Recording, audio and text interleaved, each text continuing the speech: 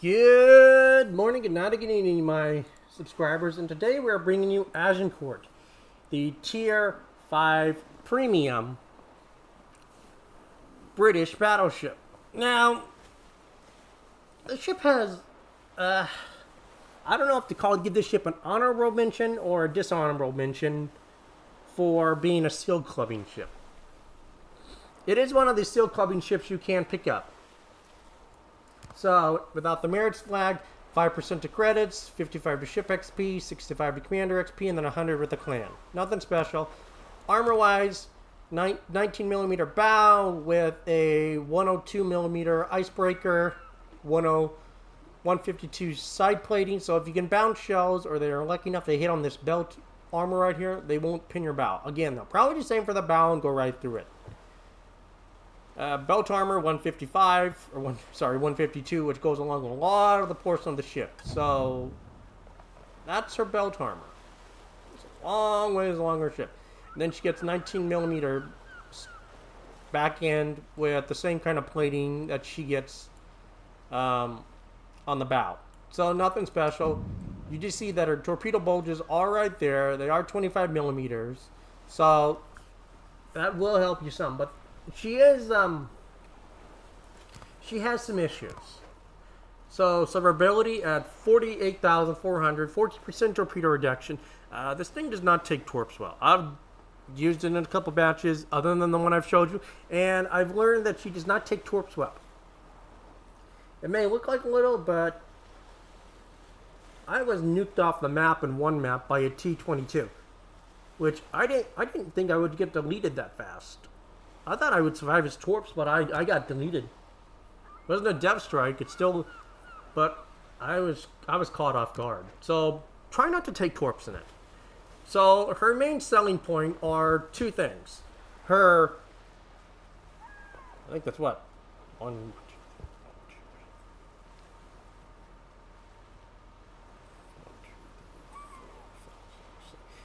Her 14, sorry, I had to count there for a second, are her 14 305mm guns. Now, these do have a pretty long reload for this tier. The only ship that even comes close to this reload is Oklahoma with, I believe, a 40-second reload, I believe. Let me see, where is Oklahoma? Oh, 38. So you're only 2 seconds different than Agincourt, but that's still a pretty long reload. Minimum switch time is even more harder at 22 seconds. 180, 45 seconds. Dispersion 2013, not the best. You will get wonky shots. You'll have broadside ships, and you shoot, and they go over the place. Range, not the best at 15.4.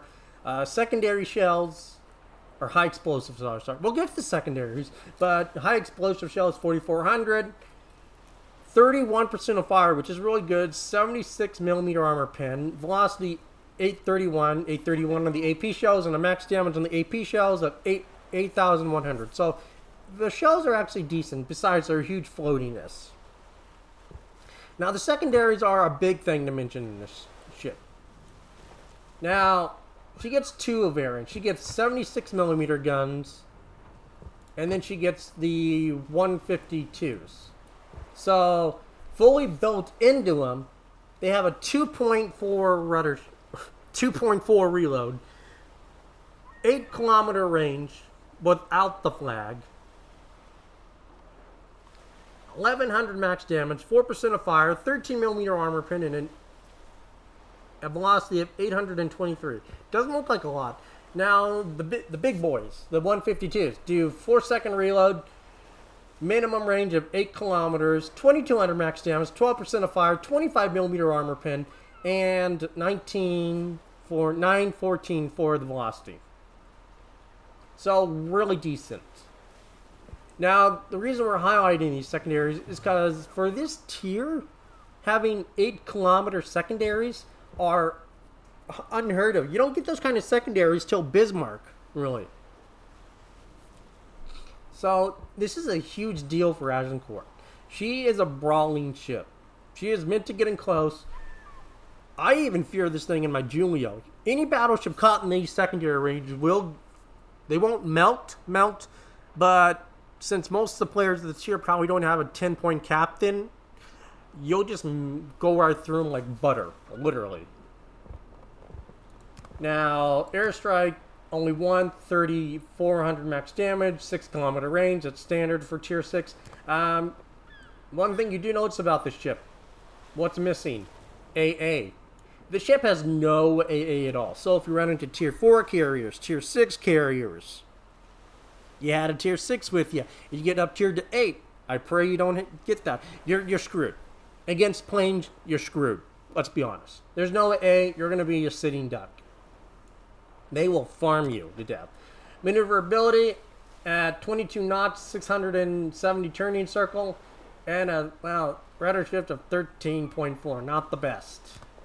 Concealment at 12 kilometers. Now, the secondaries, again, have a minimum of an 8 kilometer range. That's actually pretty impressive. So, if you're in close range, by the time you're probably detected, you're probably going to be close within secondary range. So you do have that advantage. So, unfortunately, since she is tier 5, she only gets 3 of them.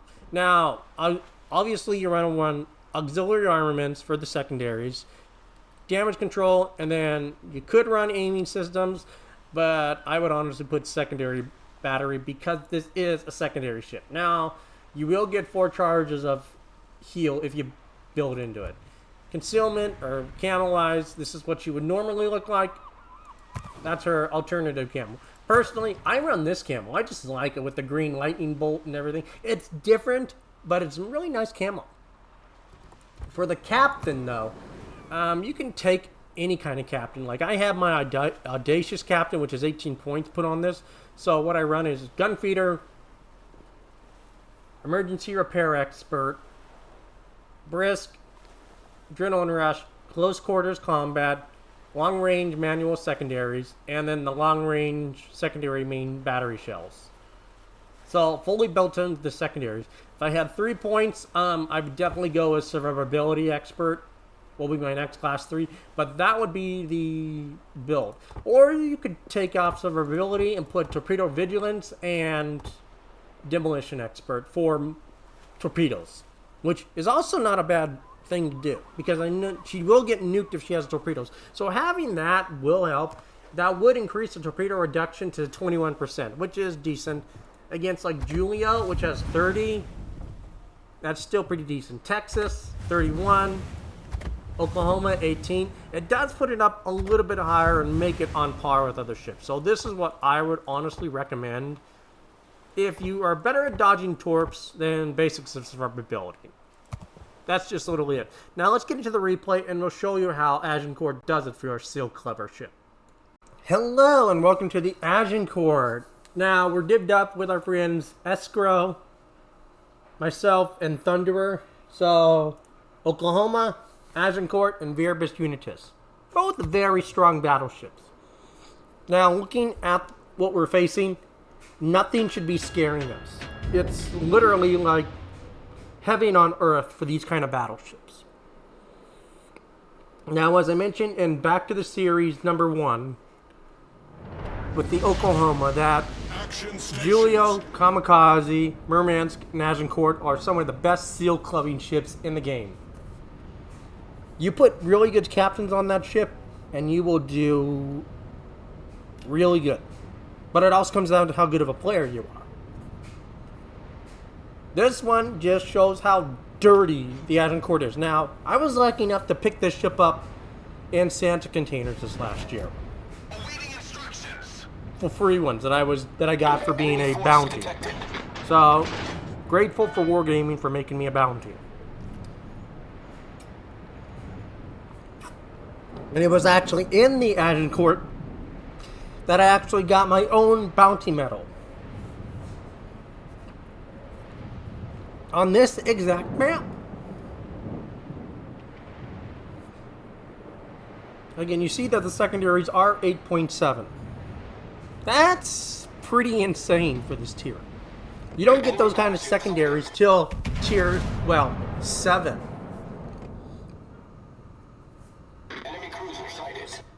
But at the cost of these secondaries, you trade no AA. So if we were into a carrier, well, we'd be CV food. The interesting thing is that I've played low tiers quite a bit for a while. Not a huge amount, but a little while. Now, the Oklahoma and the Verbis Unitas delete the Phoenix together. That was both of them working together. But when I was saying low tiers, I used to see every now and then carriers. I used to see carriers very common, tier 4s. I never see tier 4 carriers hardly anymore. I see more tier 6 carriers anymore. So, it's interesting, but watch the secondaries go off in the T-22. But I used to see tier 4 carriers a lot, but I hardly ever see them anymore. That's our first close quarters combat. Enemy destroyer blown up. Verbis Unitas is going to have a nice shot in a few seconds.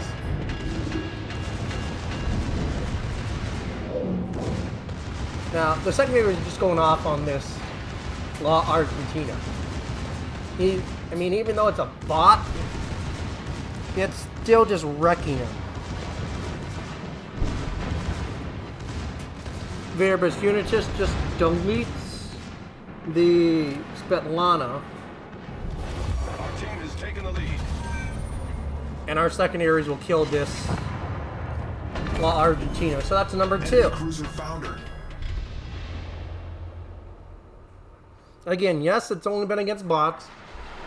And yeah, our damage isn't great. But the fact is that I could literally hold this whole flank by myself. Because they have to basically get near me to kill me. And if they get within 9 kilometers, my secondaries will whittle them down. So they literally are forced, and these tier battleships don't have the best accuracy at long range. Our victory Let's is be in honest. sight. The only one that has the best accuracy at this range, at long range, is the Giulio Cesare. Enemy destroyer detected.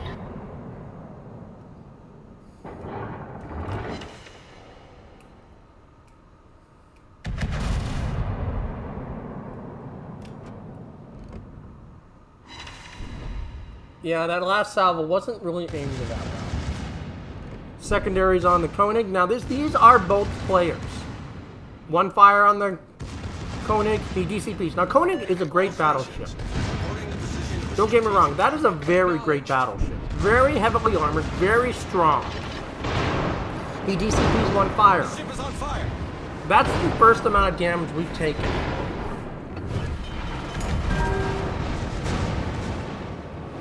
We basically take 16,000 off that. We put our secondaries on it to get him, because, let's be honest, we did all the damage. So, we pick up, that's number 3 close quarters combat. Problem solved, sir.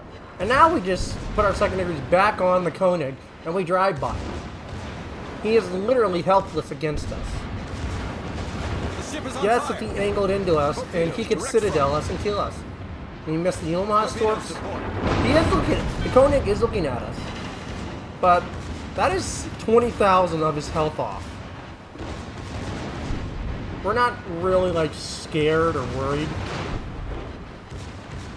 And our shots coming in from the Oklahoma, and he picks up it. Now, if we had been able to kill him, we would have had a Kraken. Attention. Reporting the target position.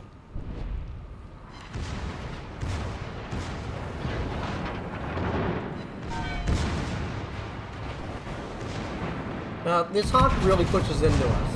Salvo goes out. 14,000, we pick up strike team and high caliber. And we crossed 100k with that strike.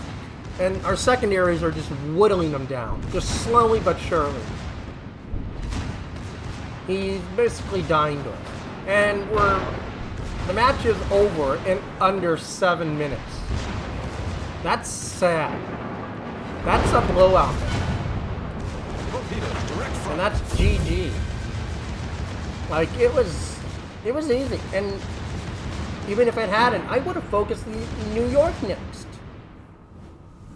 But I mean, when you look at it, you know, 116K, general offensive, strike team, triple, close quarters, coordinated Kraken, high caliber, 4 kills, 150 secondary hits. Top of the team with 1700 base XP. This thing kills. It's a good ship.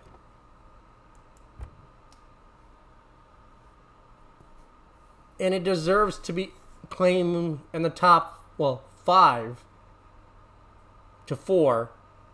Well, seal clubbing ships. It's a good ship. Now, see, that was just from a little bit of damage on that New York. If I had had more time, I would have deleted that New York. There's no doubt about it. But again, you look at the damage I took, hardly anything. It added up, but I wasn't hurting that much. It was only the fires and the Koenig that did the most damage. I wasn't really hurting. I could have kept fighting for a lot longer. But we made a decent little profit there. Not bad. But a really good ship.